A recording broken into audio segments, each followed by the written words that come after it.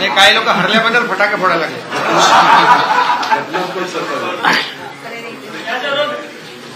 सर्वोच्च न्यायालयाने पूर्णपणे घटनात्मक ठरवलेल्या सरकारच्या पत्रकार परिषदेमध्ये मी आपल्या सर्वांचं स्वागत करतो. सर्वोच्च न्यायालयाने महाराष्ट्राच्या संदर्भात आज जो निकाल दिलेला आहे या निकालाबद्दल आम्ही पूर्ण समाधान व्यक्त करतो आणि निश्चितपणे गिरीश भाऊ या वर लोकशाहीमध्ये लोकशाहीचा आणि लोकमताचा आज पूर्णपणे विजय झालेला आहे असं या निमित्ताने मी नमूद करू इच्छितो. हा जो काही निकाल आहे यातले 4-5 जे महत्वाचे मुद्दे आहेत त्या मुद्द्यांकडे मी आपलं लक्ष वेधू इच्छितो. सर्वात पहिल्यांदा तर बसा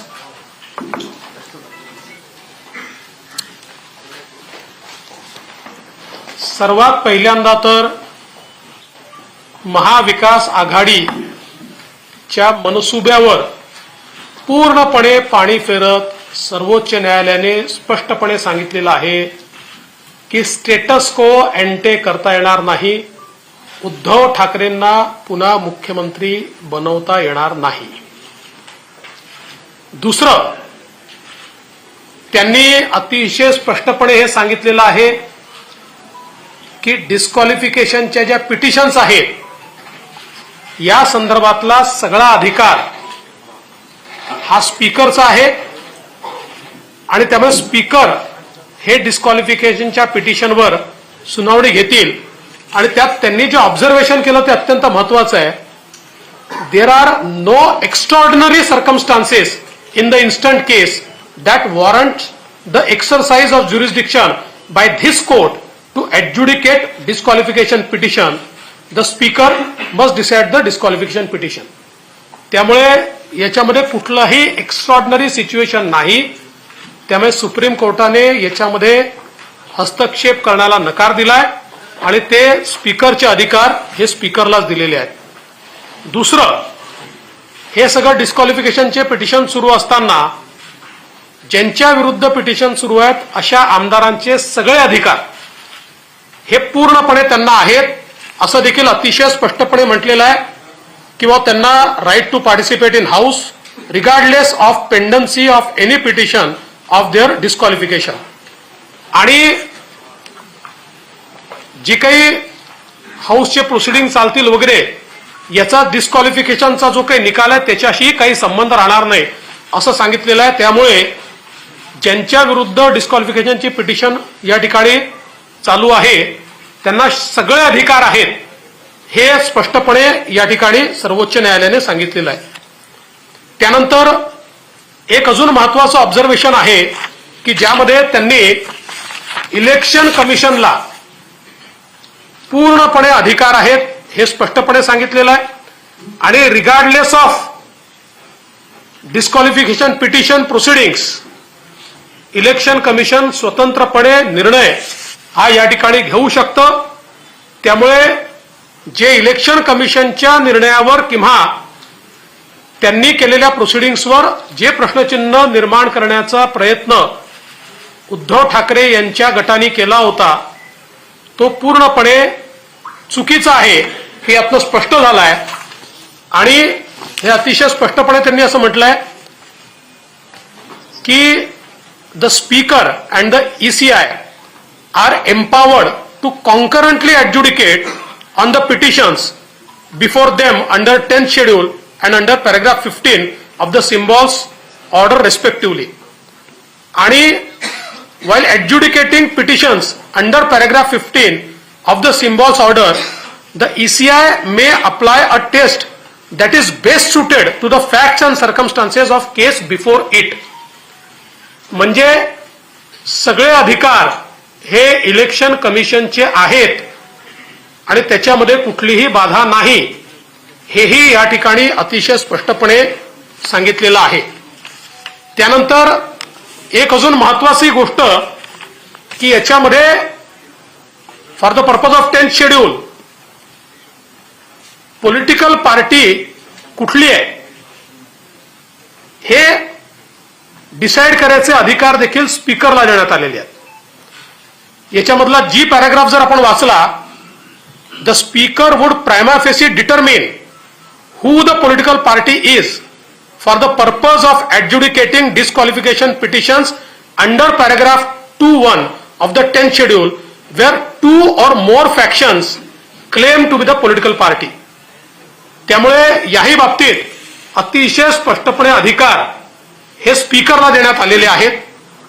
आणि सगळ्यात महत्वाचं, the governor was justified in inviting mister Shinde to form the government असं म्हटल्यामुळे आता हे सरकार पूर्णपणे कायदेशीर, आधी कायदेशीरच होतं, संवैधानिकच होतं, पण काही लोकांना शंका होती.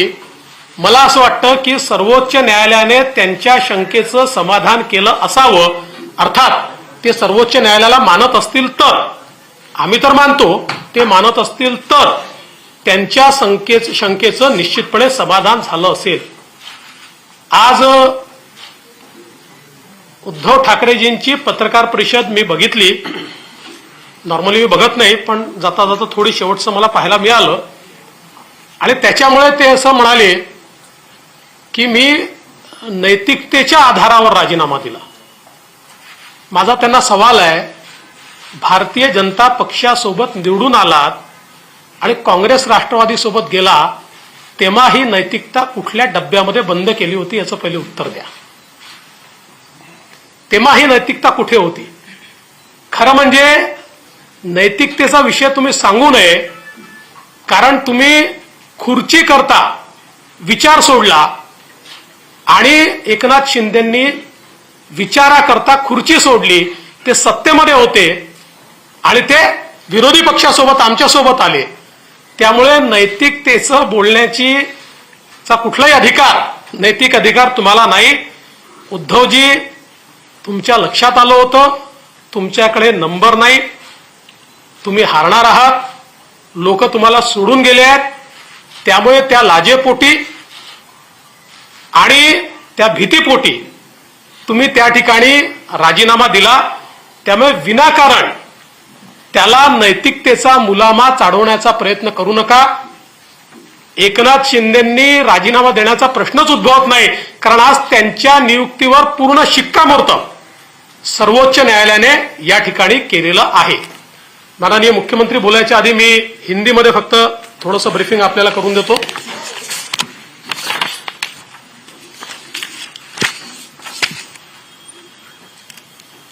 माननीय सुप्रीम कोर्ट ने आज महाराष्ट्र के मामले में जो डिसीजन दिया है उस पर हम पूर्ण तरीके से संतोष व्यक्त करते हैं. और अब किसी को भी ये शंका नहीं होनी चाहिए कि महाराष्ट्र की सरकार पूर्णतः संवैधानिक है, पूर्णतः लीगल है और ये पूरे संवैधानिक ताकत के साथ यहां पर कार्य कर रही है.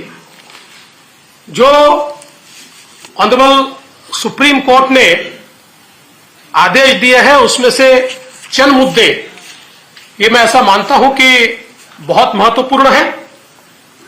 पहला मुद्दा, सुप्रीम कोर्ट ने यह कहा कि स्टेटस को एंटे नहीं किया जा सकता.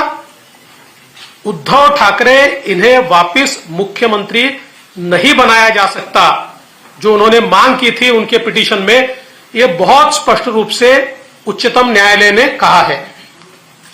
दूसरा, उच्चतम न्यायालय ने यह कहा है कि डिस्क्वालिफिकेशन पिटीशन का फैसला यह स्पीकर करेंगे, यह फैसला सुप्रीम कोर्ट नहीं करेगा. और उस पर बहुत स्पष्टता से सुप्रीम कोर्ट ने कहा है, there are no extraordinary circumstances in the instant case that warrant the exercise of jurisdiction by this court to adjudicate disqualification petition. There are no extraordinary circumstances ऐसा कहा है. The speaker must decide disqualification petition. ये सीधे सीधे speaker को अधिकार दिया गया है. उसके साथ साथ जो विधायक जिनके खिलाफ डिस्क्वालिफिकेशन की पिटीशन दाखिल की गई है, उनके right to participate in the assembly या उनके कोई भी संवैधानिक अधिकार या उनका जो अधिकार है एक जनप्रतिनिधि के रूप में, यह सारा का सारा कंटिन्यू होगा. इसमें डिस्क्वालिफिकेशन पिटीशन से कोई बाधा नहीं आएगी, ऐसा भी बहुत स्पष्ट रूप से इस ऑर्डर में कहा गया है. इसके साथ साथ एक और बहुत महत्वपूर्ण चीज है जो इस ऑर्डर में कही गई है कि इलेक्शन कमीशन का जो अधिकार है, उस अधिकार को बहुत स्पष्ट रूप से कहा गया है कि वो अधिकार distinct end different from the proceedings of disqualification in front of speaker. इसका मतलब यह है कि स्पीकर के सामने जो भी डिस्क्वालिफिकेशन पिटीशन के प्रोसीडिंग्स चल रहे हैं, उसका, क्योंकि शिवसेना ने मांग की थी कि चूंकि ये प्रोसीडिंग चल रहे हैं तो आप इलेक्शन कमीशन को रोकिए और उनको निर्णय मत लेने दीजिए, लेकिन आज सुप्रीम कोर्ट ने स्पष्ट कर दिया कि इलेक्शन कमीशन को यह पूर्ण अधिकार है. तो एक प्रकार से इलेक्शन कमीशन ने जो निर्णय श्री शिंदे जी के नेतृत्व में शिवसेना और सिंबल का किया है, उसमें कोई बाधा नहीं है और वो पूरा अधिकार इलेक्शन कमीशन का है, यह स्पष्ट रूप से इसमें कहा है. इसके साथ साथ उन्होंने आगे ये भी कहा है, मैं इसको पढ़कर दिखाता हूं कि the speaker and the ECI are empowered to concurrently adjudicate on the petitions before them under the 10th schedule and under paragraph 15 of the symbols order respectively. While adjudicating petitions under paragraph 15 of the symbols order, the ECI may apply a test that is best suited to the fact and circumstances of the case before it.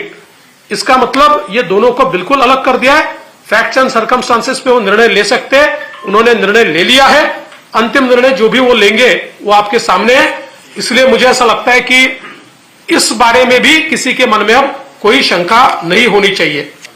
इसके साथ साथ speaker को भी यह अधिकार दिया गया है कि 10th schedule के मायने रखते हुए पॉलिटिकल पार्टी कौन सी है, इसका प्राइमा फेसी डिसीजन स्पीकर करेंगे. और बहुत स्पष्ट रूप से कहा है, the speaker would prima facie determine who the political party is for the purpose of adjudicating disqualification petitions under paragraph 2(1) of the 10th schedule where 2 or more factions claim to be that political party.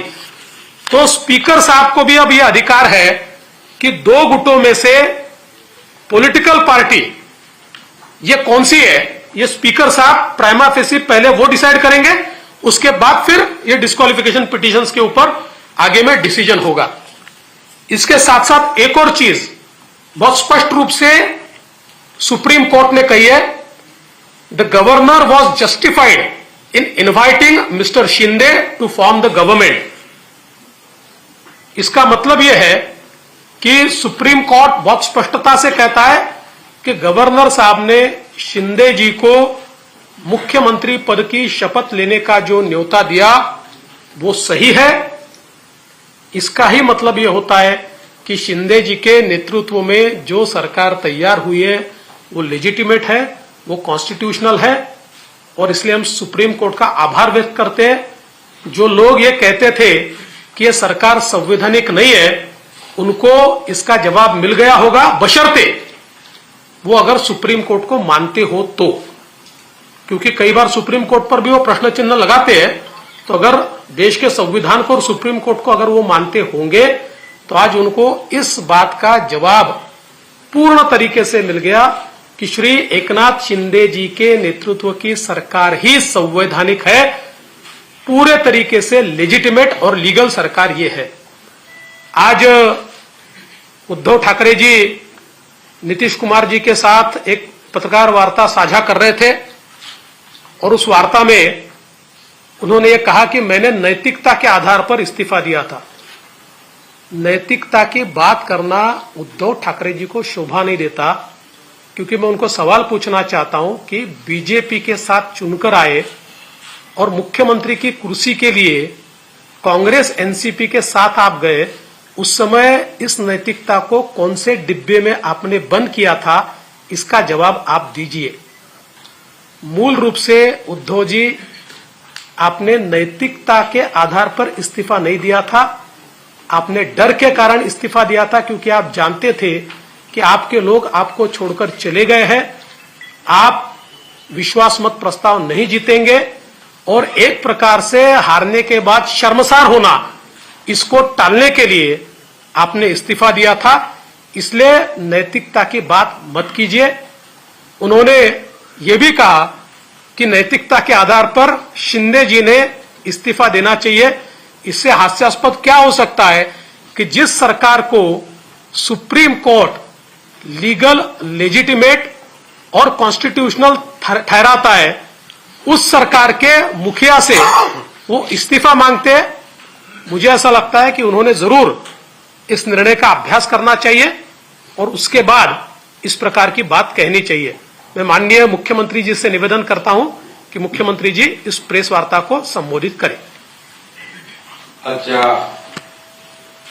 पत्रकार परिषदेमध्ये उपस्थित सर्व मान्यवर उपमुख्यमंत्री जी आहेत आणि बाकी सर्व माझे सहकारी आणि पत्रकार मित्रांनो, सगळ्यात आधी मी आपलं मनापासून स्वागत करतो आणि आजचा सुप्रीम कोर्टाचा निकाल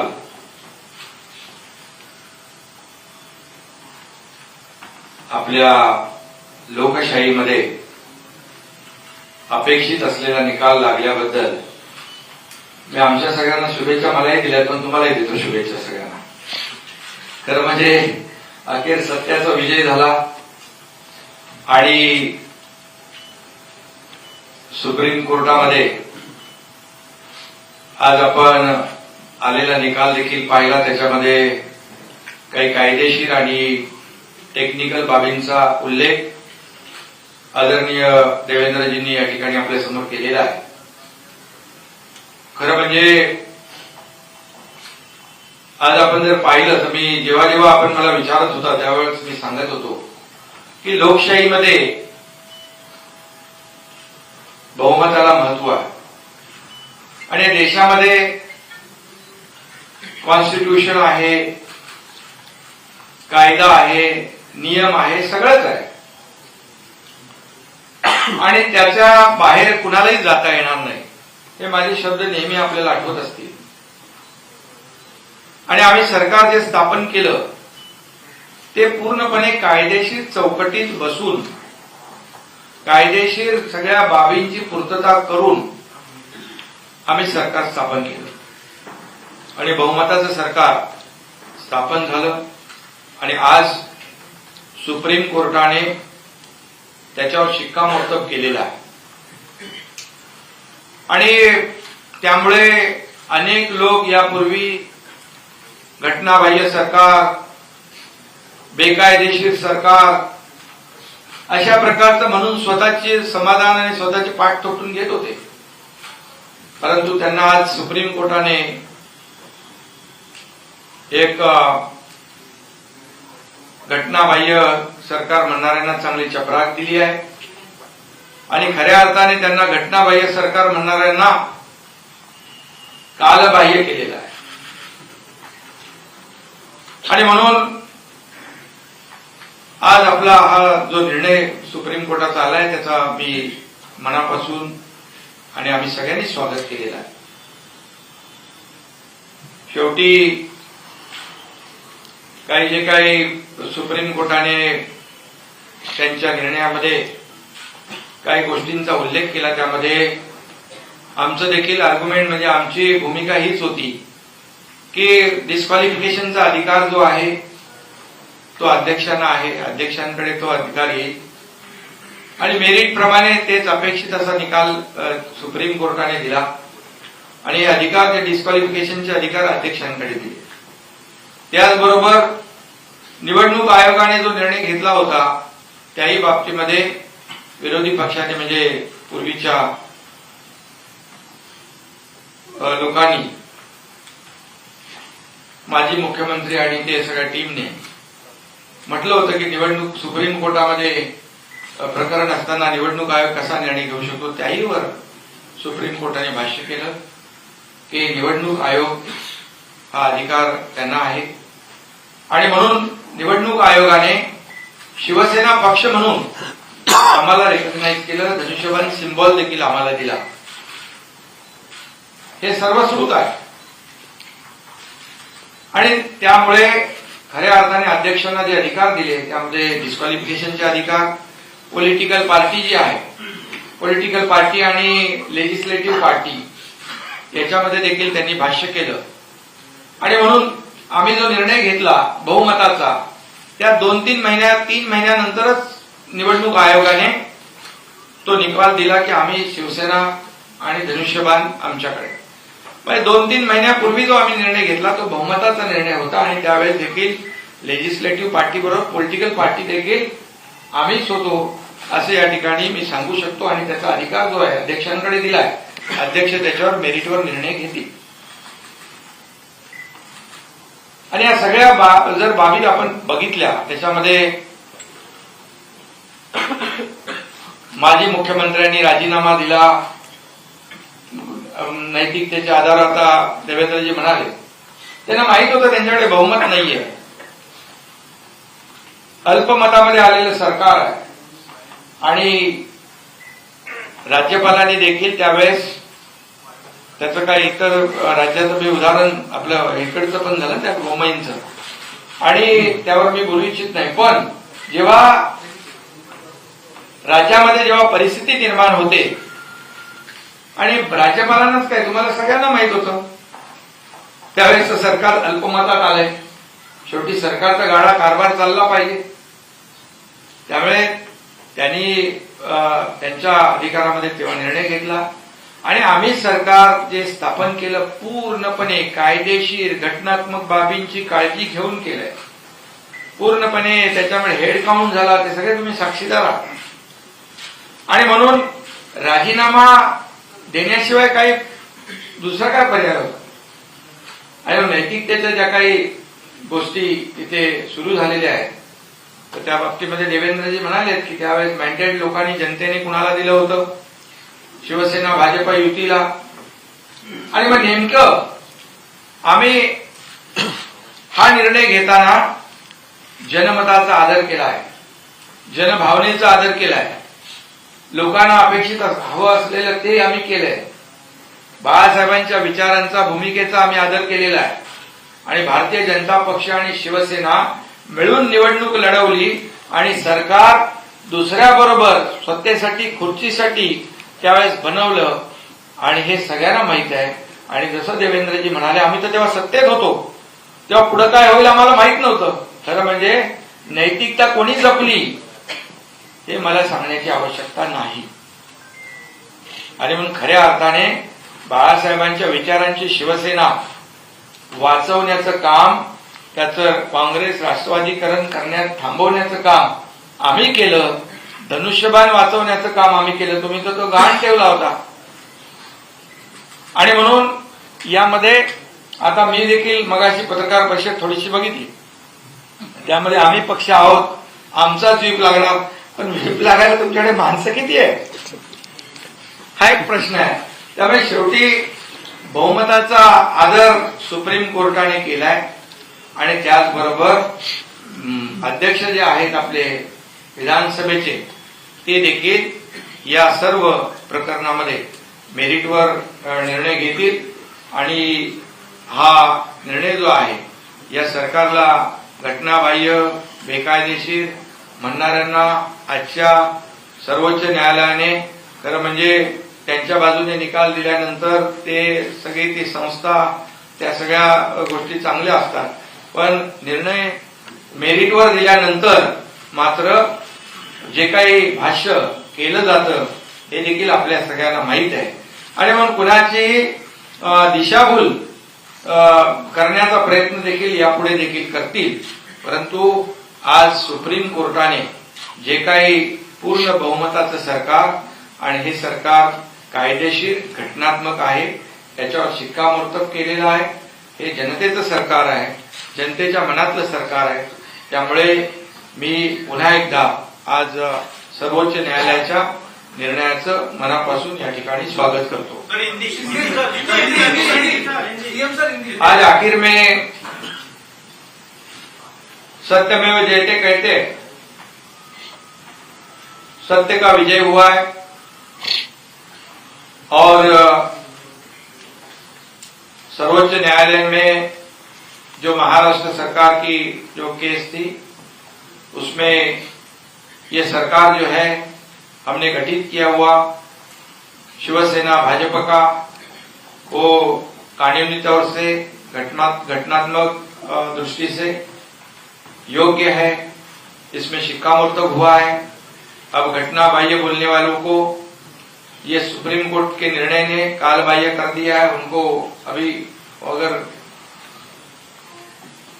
निर्णय को मानते होंगे तो हम लोग तो निर्णय को मानने वाले लोग हैं और हमने हमेशा कहा है कि जो भी निर्णय होगा मेरिट पे होगा. लोकशाही में बहुमत को महत्व होता है, मेजोरिटी को बहुत ही इम्पोर्टेंस देने का काम सभी जगह होता है. और हम लोगों ने जो सरकार स्थापित किया है वो पूरी तरह से कानून और घटना इसका आदर करते हुए हम लोगों ने किया है. और जो जिनके पास बहुमत नहीं था उन्होंने रिजाइन किया है.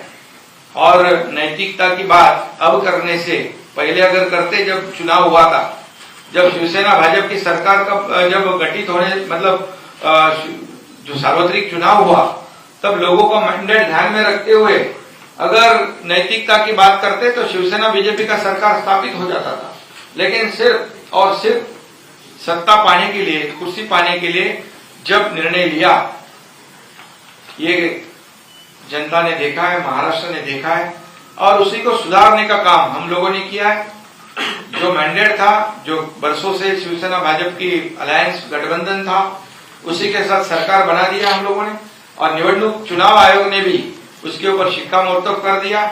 जब हम लोगों ने निर्णय लिया उसके बाद 3-4 महीने में ही चुनाव आयोग ने हमारे को पार्टी का दर्जा दे दिया, शिवसेना, और सिंबल धनुष्यबाण दे दिया. और ये पूरी तरह मेरिट में हुआ है. आरोप किसने लगाया उनके ऊपर मैं आज नहीं टिप्पणी करना चाहता हूं.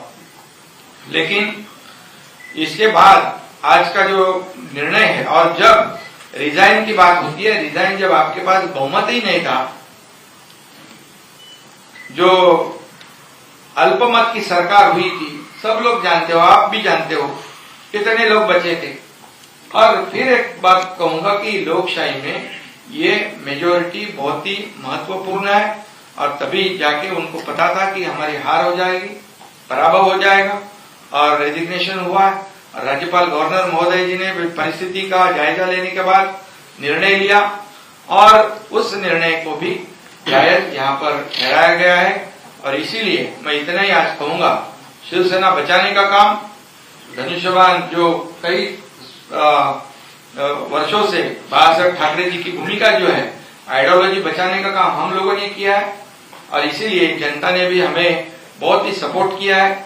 और इसलिए मैं फिर एक बार कहूंगा कि सुप्रीम कोर्ट के आज के निर्णय का मैं तहे दिल से फिर एक बार स्वागत करता हूं और धन्यवाद देना चाहता हूं. एक करून शांती के साथ.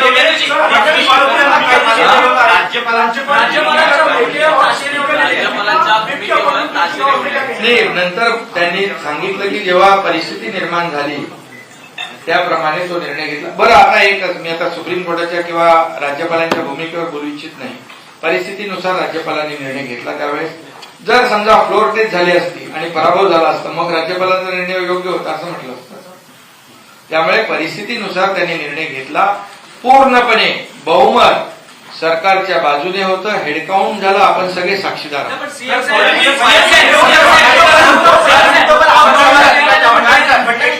एक तो मुद्दा जो व्हिप का चयन किया गया स्पीकर की तरफ से, उस पर सवाल उठाए गए, और दूसरा मुद्दा जो सरकार बनाने के लिए गवर्नर ने जो इनवाइट भेजा था, आपने दूसरा पैराग्राफ पढ़ा, लेकिन उसके ऊपर का पैराग्राफ कहता है कि governor was not justified in calling upon mister Thackeray to prove his majority on the floor of the house.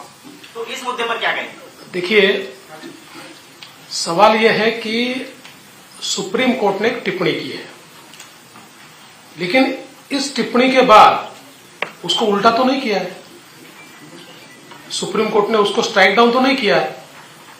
मूलतः यह होता है कि गवर्नर के सामने कुछ ऑप्शंस होते हैं. उदाहरण के तौर पर जो एक लैंडमार्क जजमेंट है बम्बई का, उस बम्बई के जजमेंट में सुप्रीम कोर्ट ने यह कहा कि जब भी ऐसी परिस्थिति आती है कि गवर्नर का एक सब्जेक्टिव सेटिस्फैक्शन होता है कि किसी सरकार के पास मेजोरिटी नहीं है, तो गवर्नर ने एमएलएस की परेड नहीं करना है, उन्होंने फ्लोर टेस्ट के लिए बोलना है. तो हो सकता है कि उसके आधार पर उस समय गवर्नर ने यह निर्णय लिया हो. अब ये निर्णय सही है कि गलत है, ये सर्वोच्च न्यायालय देख सकता है, उसके ऊपर टिप्पणी कर सकता है. कौन सी कंडीशन में गवर्नर ने उसका निर्णय लिया, ये गवर्नर साहब बता सकते हैं. लेकिन मूल रूप से इस बात को आप समझिए कि ये टिप्पणी करने के बावजूद उस निर्णय को या हुई जो प्रोसेस है, स्टेटस को एंटे, ये नहीं किया जा सकता.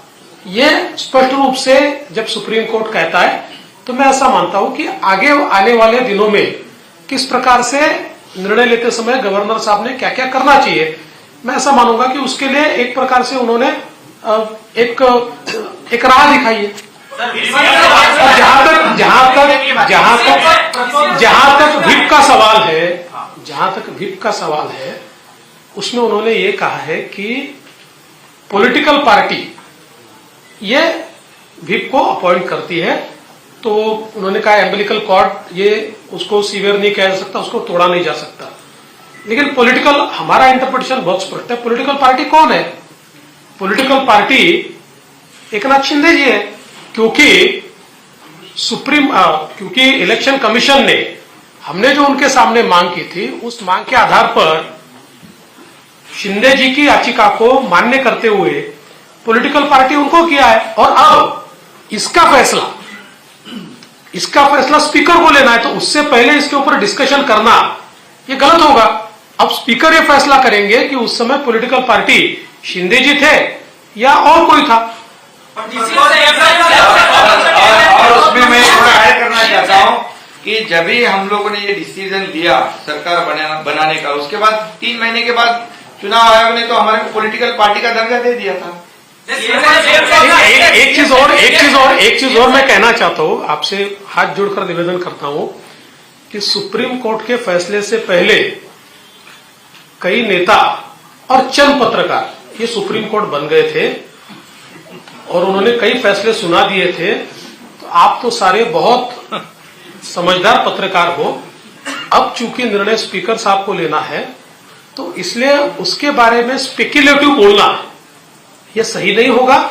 इसलिए उसके ऊपर सवाल करना ये भी ठीक नहीं होगा.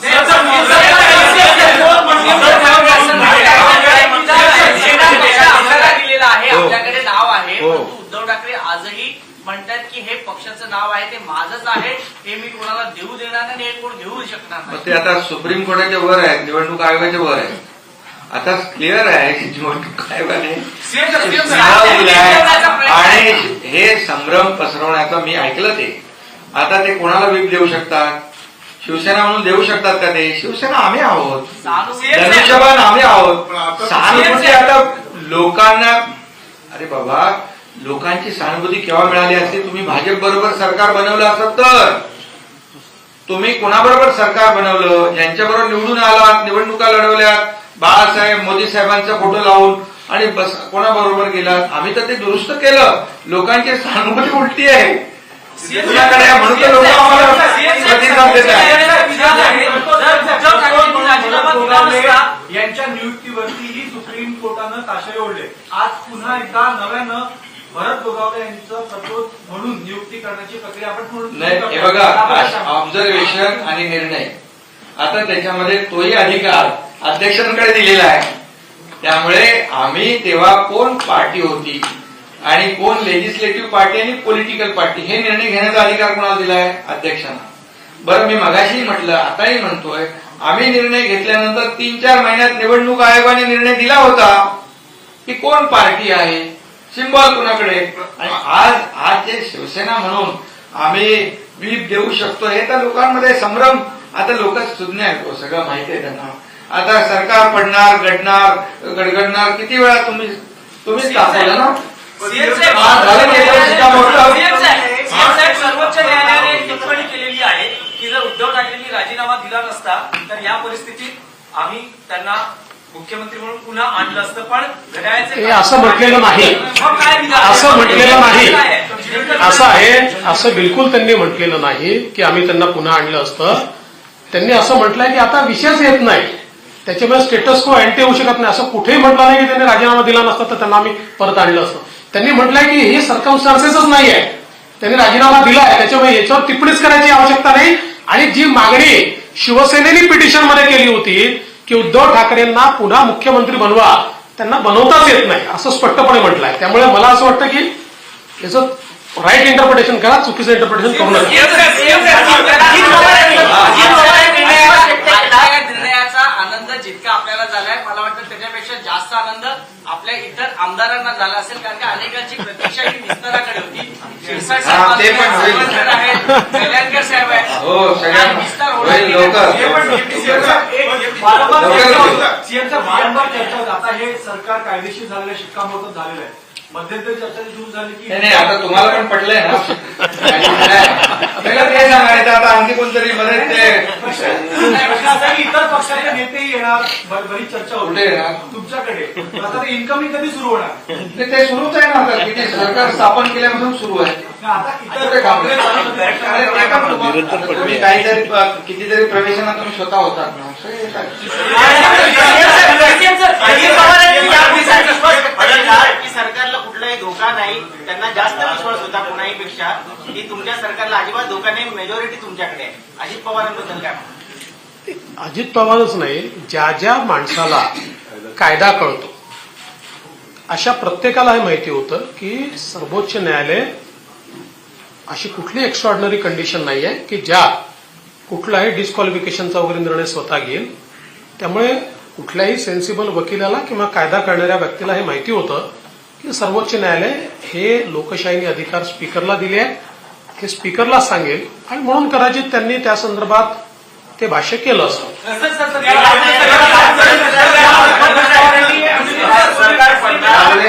उद्धव ठाकरे ग्रुप के अन्य विधायकों ने फैसले के बाद आपसे संपर्क किया है आपके साथ जुड़ने के लिए? अरे भैया अभी तो फैसला अभी हुआ है ना. अभी संपर्क तो अभी उसके ऊपर अभी मैं भाषण नहीं करना चाहता हूँ.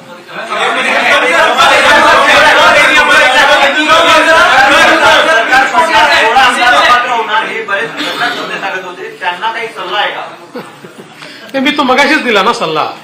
मी मगाशीच सांगितलं की काही नेते हे स्वतः सर्वोच्च न्यायालय झाले होते, त्यांना सल्ला देण्याएवढा मी मोठा नाही. पण मला असं वाटतं सर्वोच्च न्यायालयात एखादी केस असताना अशा प्रकारे आपणच सर्वोच्च न्यायालयानं आपल्यालाच कायदा समजतो अशा आविर्भावात वावरणाऱ्यांनी यातनं थोडा धडा घेतला पाहिजे. आज पण गेलं होतं ना सुप्रीम कोर्टाचा निकाल म्हणजे सुरू व्हायच्या आधी सुरू होतं ना काही लोकांचं, आम्ही बघत होतो.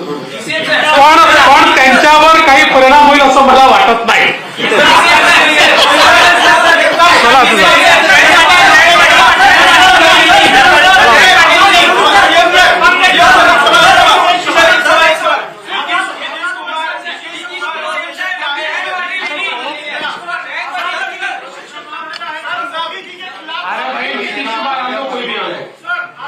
बीजेपी यहाँ महाराष्ट्र में मजबूत है और फिर चुनाव लड़ेगी, पूरे मेजोरिटी के साथ जीतेगी.